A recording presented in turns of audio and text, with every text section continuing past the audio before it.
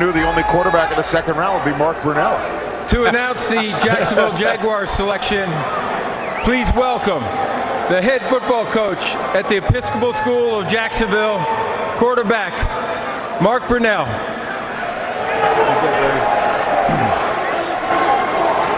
With the 61st pick in the 2018 NFL Draft, the Jacksonville Jaguars select DJ Chark, wide receiver, LSU. Speak of the devil, huh? You mentioned him moments ago about the only one who could run with Duke Dawson. Now here he is at it. I mean, this team keeps adding young studs. He's an ascending value. Separated and finished at the Senior Bowl better than he did during the regular season. And then the Combine was outstanding, as was the Pro Day. Keep in mind, Jacksonville lost Robinson and Hearns to free agency. Now you add him to Dante Moncrief and Marquise Lee. There's the vertical. He stacks the corner, tracks the football, and runs away.